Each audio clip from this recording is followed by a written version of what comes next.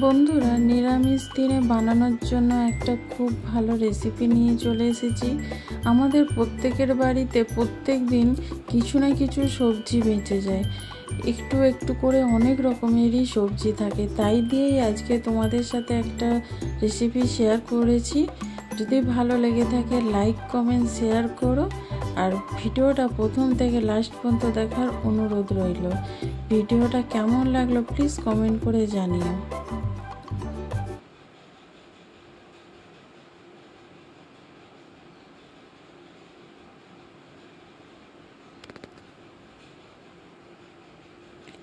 এখানে দেখো আমি কিছু সবজি কেটে নিয়েছি, আমার বাড়িতে যা ছিল তাই আমি নিয়েছি। এখানে নিয়েছি ফুলকপি, বাঁধাকপি, গাজর, বিনস, বেগুন আর আলু। সব কেটে পরিষ্কার করে ধুয়ে নিয়েছি। তোমাদের কাছে যা যা থাকবে তোমরা তাই নিতে পারো। এবার আমি আগে থেকেই গ্যাসে তেল বসিয়ে দিয়েছিলাম।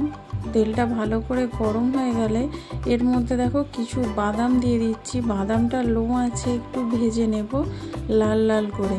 এটা পুরোপুরিভাবে অপশনাল, কেউ যদি বাদাম খেতে না পছন্দ করো নাও দিতে পারো, তবে বাদাম দিলে কিন্তু এই রেসিপির স্বাদটা দ্বিগুণ বেড়ে যাবে। একবার হলেও বানিয়ে দেখো। বাদামটা আমি লো আঁচে ভেজে নিচ্ছি। এটা একদম জোর আঁচ দেবে না, তাহলে পুড়ে যাবে আর খেতে ভালো লাগবে না। দেখো এখানে বাদামগুলো ভাজা হয়ে গেছে। এবার আমি নামিয়ে নেব। আমি তেলটা কিন্তু এখানে একবারে দিয়ে দিয়েছি, ভাবো না যে অনেক তেলে আমি রান্না করব। এই তেলটা একবারেই আমি দিয়ে দিয়েছি। এবার দিয়ে দিলাম 5 ফোড়ন। 5 ফোড়নের পরে এবার দিয়ে দিচ্ছি একটুখানি হিং। যেহেতু নিরামিষ তরকারি সেই জন্য একটু হিং দিলাম। এবার দিয়ে দেবো আমি একটু আদা বাটা। দেখো 1.5 চামচের মতন একটু আদা বাটা দিয়ে আমি ভালো করে এখানে ভেজে নিচ্ছি আদাটা ভেজে নেওয়ার পরে এখানে যে সবজিগুলো কেটে রেখেছিলাম সেইগুলো আমি এখানে দিয়ে দিচ্ছি। দেখো তোমাদের একটু স্পিড করে দেখাচ্ছি, নাহলে অনেক লম্বা ভিডিওটা হয়ে যাবে। এখানে আলু, গাজর এগুলো প্রথমে দিয়ে একটু ভালো করে নেড়ে নিচ্ছি। তারপরে কিন্তু বাকি সবজিগুলো আমি দিয়ে দেবো। এটা নামমাত্র মশলা দিয়ে, হেভি কোনো মশলা লাগবে না। ঘরে থাকা সামান্য মশলা দিয়ে কিন্তু একদম এত টেস্টি একটা রেসিপি বানানো যায়, তোমরা না দেখলে বিশ্বাস করবে না। এবার বাঁধাকপি ছেড়ে যেসব বাকি সবজিগুলো ছিল সবই আমি দিয়ে দিলাম। দিয়ে এবার সময় ধরে সবজিটাকে একটু ভেজে নিতে হবে। এর মধ্যে একটু নুন দিয়ে দেবো। নুন দিয়ে দিলে কি হবে, সবজিগুলো একটু কমে যাবে, তাতে ভাজাটাও খুব ভালো করে হবে। এখানে আমার যতটা সবজির জন্য নুনের দরকার আমি একবারেই দিয়ে দিচ্ছি। দেখো এখানে একবারে নুনটা আমি ব্যবহার করছি। দিয়ে এবার আমি ভালো করে একটু নেড়ে নেব। নুন দেওয়ার কারণে সবজি থেকে জল ছাড়বে, তাতেই কিন্তু সেদ্ধও হয়ে যাবে, ভাজাটাও খুব সুন্দর হবে। আর দেখতেই পাচ্ছ কত সুন্দর লাগছে নানা রকম সবজির কালার। এতে কিন্তু সবজির এই সুন্দর রঙটাও নষ্ট হবে না। দেখো তোমরা লাস্ট পর্যন্ত, যাকে দেবে তাদের দেখেই কিন্তু ইচ্ছে হবে খাওয়ার জন্য। এত সুন্দর লাগবে, দেখতেও লাগবে আর খেতেও লাগবে। দেখো এবার ভালো করে আমি নুনটার সাথে একটু মিশিয়ে নিলাম। মিশিয়ে 1 মিনিট আমি চাপা দিয়ে দেবো। 1 মিনিট পর তোমাদেরকে দেখাচ্ছি। দেখো কত সুন্দর ভাজা হয়েছে। হালকা করে আমি প্রথমে ভেজেছি, আর এ থেকে কতটা জল ছেড়েছে তোমরা বুঝতেই পারছো।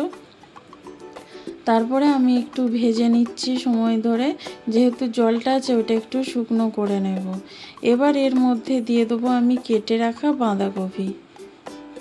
বাঁধাকপিটা আমি পরে দিচ্ছি, যেহেতু এটা বাঁধাকপিটা খুব নরম, সেই জন্য আগের সবজিগুলো ভালোভাবে ভাজা হয়ে যাবার পরে আমি এখানে বাঁধাকপিটা দিচ্ছি।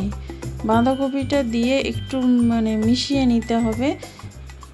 আমি কিন্তু একবারে মশলা এখানে অ্যাড করে দেবো, খুব বেশি মেশানোর দরকার নেই, যেহেতু অনেকটা সবজি সেই জন্য অসুবিধা হচ্ছে। আমি এরকম হালকা মিশিয়ে একটু রেখে দিচ্ছি। এবার দিয়ে দিচ্ছি এর মধ্যে কিছু গুঁড়ো মশলা। এখানে 4টে কাঁচা লঙ্কা দিয়েছি ঝালের জন্য। আমি লঙ্কাটা কাটিনি, গোটাই রেখেছি। এবার দিয়ে দিলাম এখানে পরিমাণ মতো হলুদ গুঁড়ো। তারপরে দিচ্ছি কাশ্মীরি লঙ্কার গুঁড়ো। যেহেতু আমার ছোট ছেলে খাবে সেই জন্য আমি গুঁড়ো লঙ্কা, ঝাল লঙ্কা ব্যবহার করলাম না। এখানে 1 চামচ দিয়ে দিলাম জিরে গুঁড়ো। তারপরে দিয়ে দিচ্ছি 1 চামচ ধনে গুঁড়ো দিয়ে এবার ভালো করে মশলাটা একটু কষিয়ে নেব। এইটাই কিন্তু চাপা দিয়ে দিয়ে মশলাটা কষাতে হবে আর সবজিগুলো ভাজতে হবে। চাপা দিয়ে করলে কিন্তু সবজির কালারটাও নষ্ট হবে না, ভাজাটাও খুব সুন্দর হবে, খুব তাড়াতাড়ি সেদ্ধও হয়ে যাবে আর এই তরকারির স্বাদটাও কিন্তু বেড়ে যায়। দেখো তোমরা দেখে বুঝতেই পারছো যে কিন্তু অনেকটা পরিমাণ যে তেল মানে দেখা যাচ্ছিলো, এতে কিন্তু অত তেল মনে হচ্ছে না, এতে কিন্তু অতটা তেল লাগবেই না, মানে একদম পরিমাণ মতনই আমি তেল দিয়েছি। দেখো এখানে কত সুন্দর ভাজা হয়ে গেছে সবজিটা, দেখতেই পাচ্ছ একদম মানে সবজিগুলো কমে গেছে, খুব সুন্দর ভাজা হয়ে গেছে। এখনই এত সুন্দর সবজির একটা গন্ধ বেরোচ্ছে, মানে তোমাদের কি বলবো। এই রকম সবজি দিয়ে না গরম ভাত, রুটি, পরোটা, এমনকি লুচিও পর্যন্ত তোমরা খেতে পারবে এই পাঁচমিশালি সবজিটা দিয়ে। দেখো সব কিছু কিন্তু সেদ্ধ হয়ে গেছে, দেখতে পাচ্ছ, বললাম না চাপা দিয়ে রান্না করবে, দেখবে সব সেদ্ধ হয়ে যায়। ফুলকপির ডাঁটাগুলো একটু বাকি আছে, সেই জন্য এখানে আমি অল্প করে একটু জল দেব, যাতে বাকি সবজিগুলো একটু ভালোভাবে সেদ্ধ হয়ে যায় আর একটু মাখো মাখো ভাব হয়ে যায়। সেই জন্য এখানে আমি একটু হাফ গ্লাসের মতন জল দিয়ে দিচ্ছি। দেখো হাফ গ্লাস এখানে জল দিয়ে দিলাম। জলটা ভালো করে সবজির সাথে একটু মিশিয়ে নেব। মিশিয়ে জল কিন্তু এতে বেশি খুব দেবে না, খুব লাগবেও না খুব একটা জল। তোমরা যদি মাখো মাখো এরকম না করতে যাও তাহলে কিন্তু আরও 2-3 মিনিট চাপা দিয়ে রান্না করলেই কিন্তু বাকি সবজিগুলোও সেদ্ধ হয়ে যাবে, কিন্তু আমি একটু মাখো মাখো করতে চাইছি, সেই জন্য এখানে জল দিলাম। এবার দিয়ে দিচ্ছি এখানে অল্প করে একটু চিনি, যেহেতু নিরামিষ তরকারি একটু চিনি মিষ্টি না হলে ভালো লাগবে না, সেই জন্য একটু চিনি দিলাম। তারপরে দিয়ে দিচ্ছি ভেজে রাখা বাদাম, চিনে বাদামটা যে ভেজে রেখেছিলাম সেটা দিয়ে দিলাম। এবার ভালো করে মিশিয়ে চাপা দিয়ে 5 মিনিট লো আঁচে আমি রান্নাটা করে নেব।